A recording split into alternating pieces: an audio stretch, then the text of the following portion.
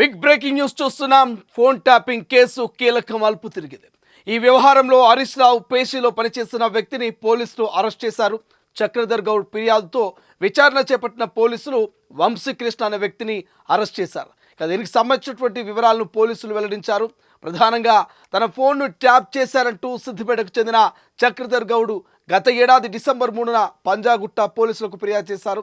66 IT చట్టం, సమాచార సాంకేతిక నేరాల చట్టం కింద పోలీసులు కేసు నమోదు చేశారు. విచారణ చేపట్టిన పోలీసులు తాజాగా ముగ్గురిని అరెస్ట్ చేశారు. ఒక్కసారి ఆ కేసుకు సంబంధించినటువంటి డీటెయిల్స్ ఇప్పుడు చూద్దాం.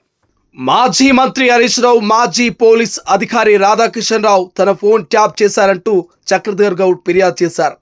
దర్యాప్తులో భాగంగా పోలీసులు కీలక సమాచారం సేకరించారు.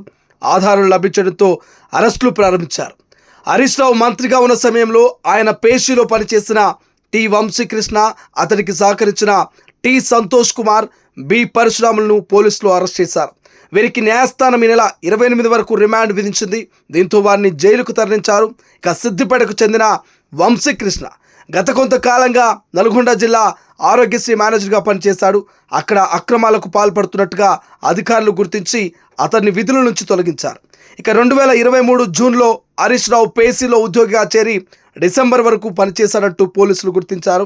ఇక హరీష్ రావు పేసీలో పనిచేసే సమయంలోనే సిద్దిపేటలోని భవానీ కమ్యూనికేషన్ నిర్వాహకుడు సంతోష్ కుమార్, కార్ డ్రైవర్ పరశురాముల సహాయంతో మరణించిన రైతు గుర్తింపు కార్డును ద్వారా సిమ్ కార్డు తీసుకున్నాడు. ఆ మొబైల్ నెంబర్ను ఉపయోగించి ఎన్నో అక్రమ కార్యకలాపాలకు పాల్పడ్డాడు.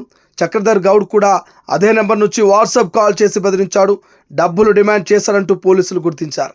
ఇక చక్రధర్ గౌడ్ తన ఫిర్యాదులో చెప్పిన వాట్సాప్ నెంబర్ ఆధారంగా పోలీసులు దర్యాప్తు చేపట్టారు. వంశీకృష్ణ ముఠా చేసిన ఆఘాటాలను గుర్తించారు. ఈ మొబైల్ నెంబర్ను ఉపయోగించి నకిలీ బిల్లుల ద్వారా ఆరోగ్యశ్రీ నిధులను పక్కదారి పట్టించి ఉండొచ్చంటూ అనుమానిస్తున్నారు. దీనికి సంబంధించిన ఆధారాలను పోలీసులు సేకరిస్తున్నామంటూ తెలిపారు. ప్రపంచంలో ఏ మూల ఏ క్షణం ఏం జరుగుతుందో వేగంగా తెలుసుకోవడానికి తొలి వెలుగు వాట్సాప్ ఛానల్ని ఫాలో చేయండి.